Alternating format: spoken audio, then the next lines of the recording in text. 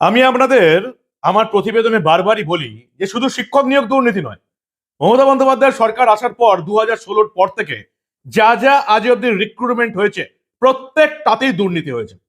আরো স্পেসিফিক্যালি বলতে গেলে বলতে হয় 2011-তে আমরা পরিবর্তনের সরকার দিয়ে এলাম।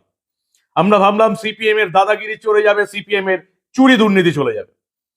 2014 অব্দি তো হানিমুন পিরিয়ড চলছিল, তখন তো বাংলার মানুষ অতটা বুঝতেও পারেনি। 2014-র পর বাংলার রাজনৈতিক মঞ্চে চলে এলেন ভাইপো। তার আগে সিপিএম এর সঙ্গে এই লড়াইয়ে তার বিন্দুমাত্র ভূমিকা ছিল না। ভাইপো আসার পর থেকে যতগুলো রিক্রুট হয়েছে প্রত্যেকটাতেই কন্ট্রোভার্সি, প্রত্যেকটাতেই চুরি হয়েছে, ডাকাতি হয়েছে। 2016 থেকে শুরু করে আজ অব্দি চুরি ডাকাতি হয়নি এমন রিক্রুট কোথাও হয়নি। আমি আপনাদের বারবার বলেছি যে এই যে শিক্ষক নিয়োগ দুর্নীতিতে আমরা দেখতে পাচ্ছি, যেগুলোতে যেদিন কোনোদিন আদালতে মামলা ওঠে, পুলিশ রিক্রুট হোক বা দমকলে রিক্রুট হোক বা অন্যান্য পিডব্লিউডি যেখানে চাকরিতে নিয়োগ হয়েছে সেখানেই দুর্নীতি হয়েছে।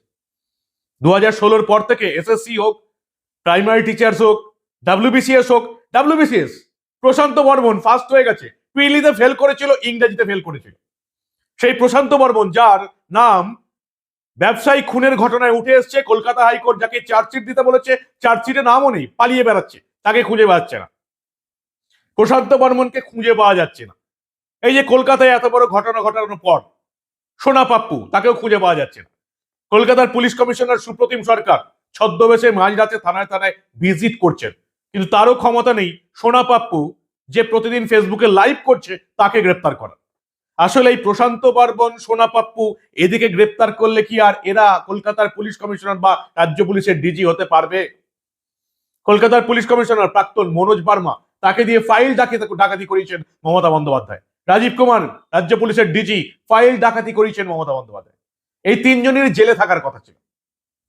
আমি আপনাদের বলেছিলাম যে এমন কোন পরীক্ষা হয়নি যেখানে দুর্নীতি হয়নি। যেদিন কোর্টে যাবে সেদিনই বোঝা যাবে।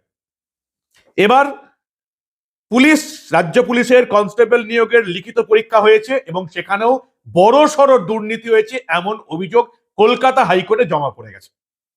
কলকাতা হাইকোর্ট তার বিচারপতি পুলিশ রিক্রুটমেন্ট বোর্ডকে পরিষ্কার নির্দেশ দিয়েছেন, বিচারপতি সৌগত ভট্টাচার্য, যে লিখিত পরীক্ষার নম্বর সহ মেধা তালিকা প্রকাশ করতে হবে।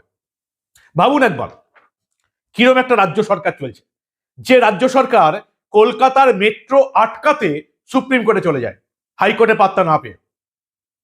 ভাবতে পারছেন? সেই রাজ্য সরকার প্রত্যেকটা এই নিয়োগের তালিকা প্রকাশ করবে কিন্তু পাশে নাম্বার দেবে না।